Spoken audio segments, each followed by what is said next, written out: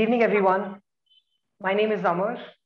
I'm an actor, and I have just completed my BA in Performing Arts at Christ University, and I am from Team ProTeen.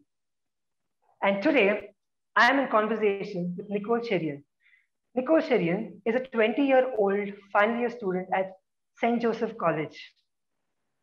Nicole has been on the forefront of helping people bury their lost loved ones during the pandemic, which has claimed the lives of so many. She, along with her family, has selflessly helped with giving a dignified burial to those who have lost their life because of COVID. Welcome, Nicole. Thank you so much for joining us today. Thank you so much for having me. I mean, I have read a couple of articles of yours, and to be honest, you're such an inspiration. I really want to know about you and your work. Firstly, I want to ask you, when did you realize that you had to help people who were unable to get burial grounds for their loved ones? My dad actually was the one that put us in touch with what was happening in the cemetery. I had no idea initially. I was completely lost. But he had gone for a funeral of one of my family members, and he had seen this team working. And when he saw them, I think he realized that he's one of those people that just goes and does. He doesn't ask anything. He just goes forward with it. And when we saw him working, that's when I think the realization hit that like not so many families were as blessed as we were to have your regular funeral and to have all those rituals that we follow in our culture. And we had that privilege, and seeing so many people that didn't have that was really like saddening. And being a social worker, I feel like when you see something that isn't being done, you immediately feel the need to try and do as much as you can to get it done. And seeing my dad, I think my cousin and I got inspired to go and help out with the team that was already working on the ground. And I think knowing that having those funerals and having that like last goodbye helped us so much, and seeing that so many people weren't getting that was something that we wanted to work towards. That's very nice, very thoughtful of your dad, because it requires a lot of courage and confidence to put your own kids at risk. Yeah, definitely. Now, my second question to you is, now it is a known fact that the COVID cases are going up, and also the death tolls are also increasing. Considering the grave situation, aren't you afraid that you or your family will be affected by the virus?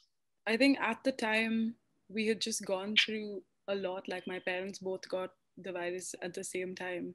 And I think, yes, there is that fear that maybe you will get it. But at the same time, we were taking all the necessary precautions that needed to be taken.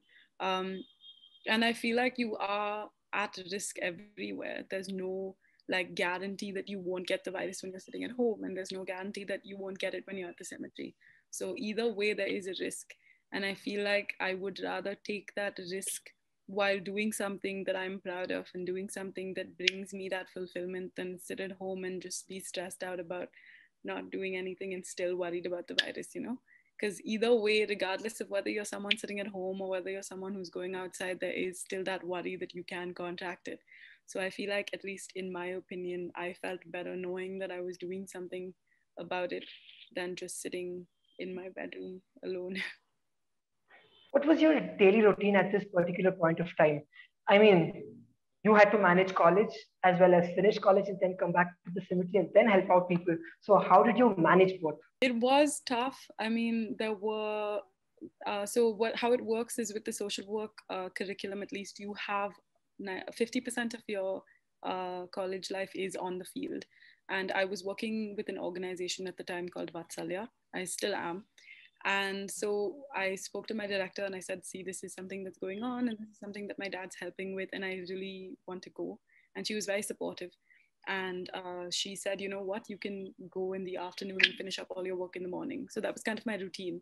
I'd wake up in the morning, I'd have meetings because we were starting a COVID project at that time. So in the initial phases of the project, it was really hard, like working out everything, making the proposal and all that. So I'd work till about 1 o'clock with Vatalia, and then from about 1 to 5:36, my cousins and I would go to the cemetery.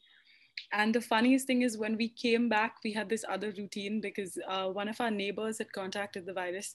So there was no one to walk their dog. So we had to come back by 6 because 6 o'clock was the time that their dog needed walking. So we'd literally have the whole day planned out and we couldn't have anything, any timing move a little bit to the left or to the right because then something would get messed up. So we had to be on time everywhere.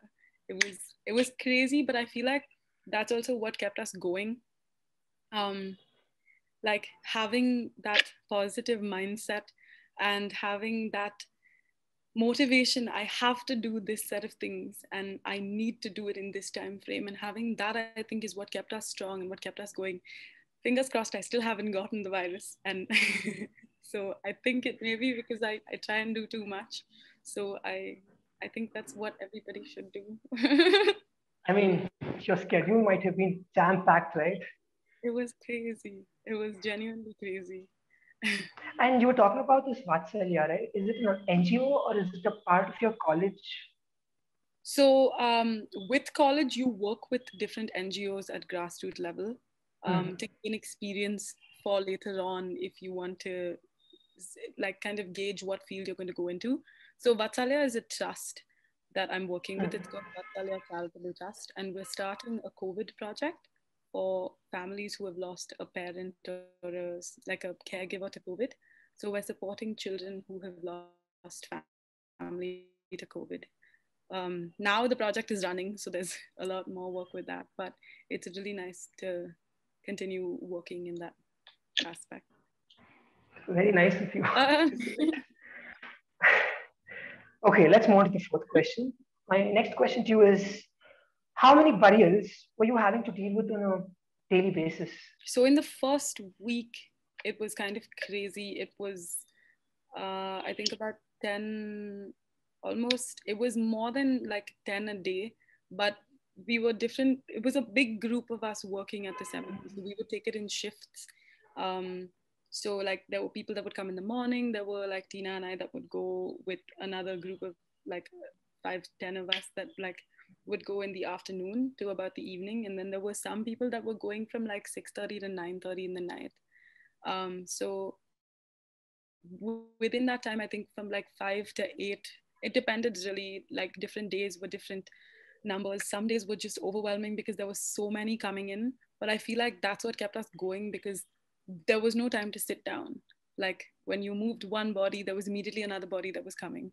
Like there was no time to think about, oh my goodness, what is happening to these people. It was just we had to do this, right? Like there were so many bodies coming in that there was no time to really think about it. And I think that helped because like towards the ending when we were volunteering, there were a lot more volunteers, but there were not as many people that were passing away. And I think that made it harder. And I feel like that phase of it was much harder for me to deal with because in between burials, there was so much time. And when you have that time, there was so much to think about. But in total, I think like 100 plus, 150 plus. 150 plus bodies a day. Oh No, my God. in total, not 100 a day. No, no, no, no, please don't say that. Okay, since you keep seeing a lot of bodies every day, or when do you keep volunteering? Every day, weekly ones, or At that time, now I'm on a group. So how it's working now is okay. a group of people that are on a WhatsApp group, and there are bodies that come in. I think the last I heard was last week. There was a body that came in, but I didn't help with that. There were whoever's free at the time just checks the group and then they go to the cemetery, because thankfully the death toll in that cemetery at least has come down by a lot. So there's no need for the volunteers to be there the whole day. You have seen a lot of deaths, burials, and all that, right? So I just Yeah. want to ask you one question. Seeing a lot of deaths and burials will be heavy on an emotional level. And were you able to detach from it as soon as you got back home? Not really. Some of them do stick with you. But like I said, it's your positive mindset that you keep pushing through. You have things to do and you don't let it bother you because you want to keep on doing it, right? And as a social worker as well, they do teach you to, like you said, detach from it, but it never really goes away. There are some that will stick with you. like a lot of us used to sit and talk about it. And since there were so many people from my family also helping and my friends that were there, like I feel like we were all experiencing it together and we were all living through it together. And there were days when I would like suddenly like think about a face that I would have seen, or like a family member that I would have heard that was crying, because I think that was the hardest part, just hearing them like let go of their loved ones, hearing them grieve. That was something that was really hard. But like I said, since we were in it together, since it was such a positive thing, even though funerals can be so negative, knowing that we were helping these people, and every now and then there would be families that would come up to us and thank us, saying that like there was nobody helping them at the time. And I feel like that really reinforced our need to do it, and it really reinforced us in the goal that we were trying to achieve, which was help people that were in need. And I feel like that was something that I was raised with, and that's something that I've always believed in. And like being able to give back, being able to help people in that point, like in that time of their, like they're in a weak state, and knowing that we're able to do something to like ameliorate their condition was something that was really touching. And there's no feeling like it, honestly. Like it just fulfills you. You feel complete, like you're doing something that means something to not only your own life but to other people's. And I feel like that just negates all the negative energy. What were the challenges that come when you were working in a cemetery? And anything associated with this service? Any problems, challenges, and how did you face them? I feel like the hardest one was the weather, when it was raining. And there the second is when there's no space left in the cemeteries, right? The death toll reached such a high point that there's no place to bury people anymore. And that was what was really scary, because now what the cemetery that we remember has changed. People can't find their relatives, people don't know where their loved ones are buried. And my dad had this joke that he would say, like, save the Google location so that you can go back to that point. And it's so scary that you think about it, that we've come to that state. And I feel like the difficult part was, like I said, when it was raining, the whole cemetery would become really muddy and really slushy. And that wouldn't change the fact that the funeral still had to happen. And there were so many times when like one of my friends almost fell into the grave because it was so slushy that like, and the body's so heavy, right? So when we were carrying it, like he almost fell in. And like the next day also, sometimes like the slush is still there. And like I think there were only 5 of us that morning, if I remember clearly. And we were trying to do the burial, and the mud was like, it was really slushy, and especially around the grave there was a lot of mud. And I was so scared because my boyfriend was moving towards the corner of the grave, and his leg kind of slipped in, and everybody just gasped because like they were so shocked, because it's a deep grave, right? And if you fall in, I don't know what's going to happen. And I think that was one of the major things, like trying not to fall inside while carrying the body. You're surrounded by people, you don't know whether they have the virus, you don't know whether the family could be carrying it, so you have to be careful. You see them crying, you can't go up to them to help them, because there's no, the physical contact is like been like cut off completely. But at the same time you want to go because they're crying, and you've been taught from when you're old, like when you're young, to like console somebody that's crying, but you can't do that. I feel like that was something that was really hard for me to do, because I can't just detach like that. And not being able to go up to them and to talk to them and see like how they're doing and see how they're holding up, that was something that was really difficult.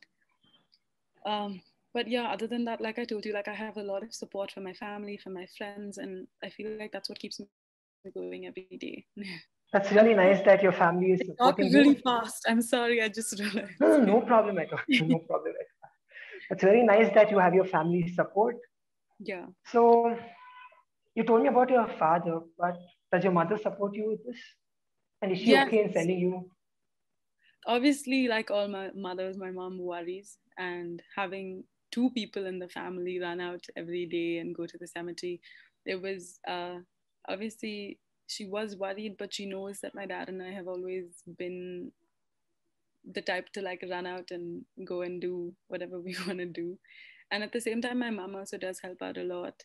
She was like kind of like going through social media, asking all her friends to help with causes. And she was like making food for all of us. When we would like done, we would come back to my house and we would all eat together. And like just she would welcome us when we got home, and I think my entire family was just so supporting throughout. Like they'd send us messages and say, please be careful, don't take unnecessary risks. I know that this is something that you want to do, but at the same time be careful. um, there were a lot of things going around at the time, and a lot of people were really worried, and although they were worried, they never held us back from doing it because they understood the need for what we were doing. And like I said, a lot of my other cousins came in, a lot of my friends came in, and they were all helping out. And it was so beautiful to see that just by putting something up on Instagram, so many people came and offered their like time and volunteered to do this work, which is not easy, and it's a big risk, like you said. And seeing them come up, it really shows you how much like they care, and like that you have the right people in your life, you know.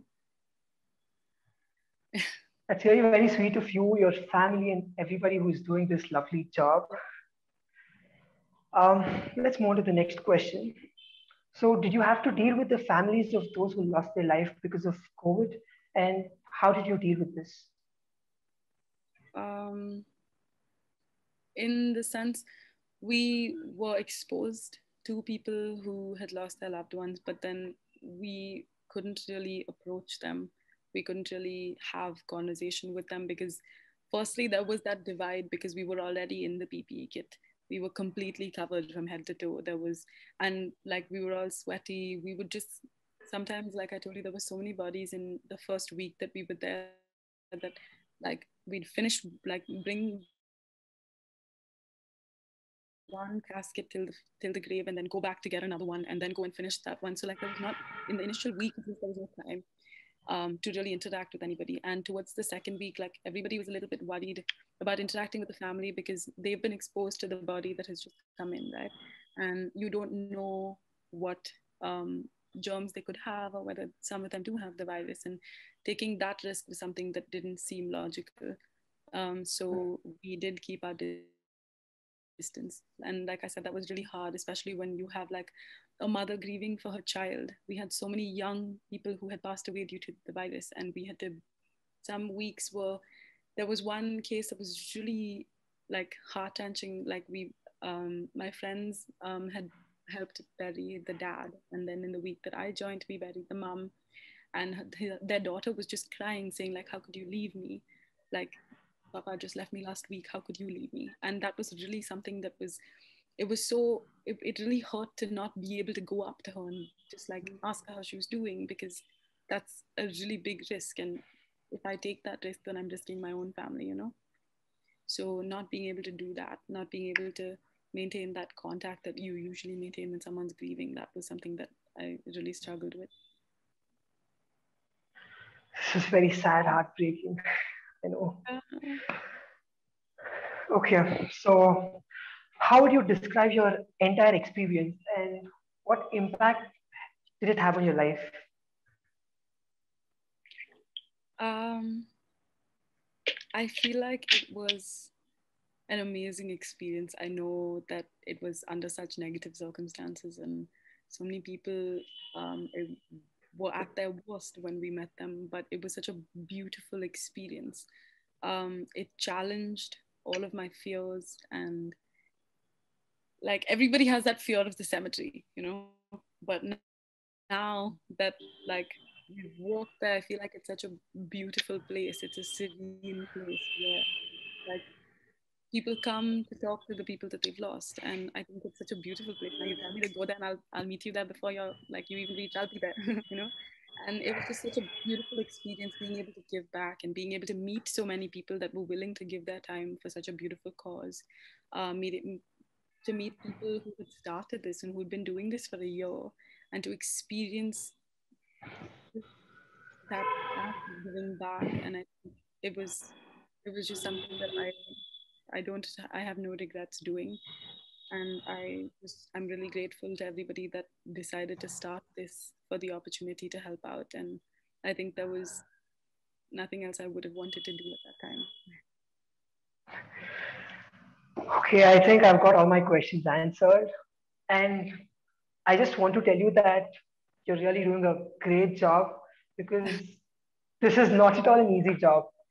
Not a lot of people would agree to do this job. It requires a lot of courage, guts, confidence, and as I told you, you really are an inspiration to all of us.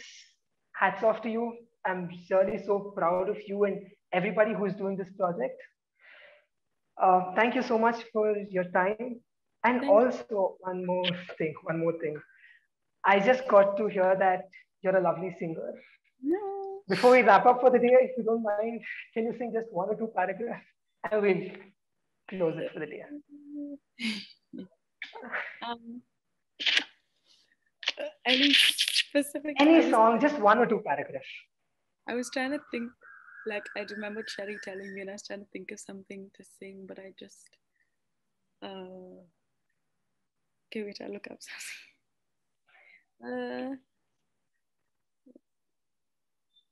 Okay, there's this song that really got me. I don't know if you've seen the movie called Thug. It's THUG. It's called The Hate That You Give, and it basically speaks about like how things can't change in an environment until you like take that step. You can't hide a problem. You have to like face it. And I don't know how to play the music and all of that, but I think I'll just sing without it. Don't know how this is gonna go. um, okay. uh, Sweep it all beneath the rug. Doesn't mean the dirt won't come up. There's a fire burning up. For some amazing grace. Oh, won't be quiet anymore. Not unless they hear us loud and clear. Damage can't be undone. Let's not pretend it disappears. We need a change. And some amazing grace. Yeah. So it's basically, I think you should all listen to the song. It's called We Won't Move by Alyssa. It's actually a Black Lives Matter song, but it like motivates people to take that step, to bring about some change in our lives, because the world can't change unless we change ourselves. We have to change the world one step at a time. And I feel like songs like this are what motivate me. That's wonderful, and you have a beautiful voice. Thank you. Thank you so much. Thank you so much for your time, and thank you so much for your lovely voice and your song. Thank you. It was really nice talking to you.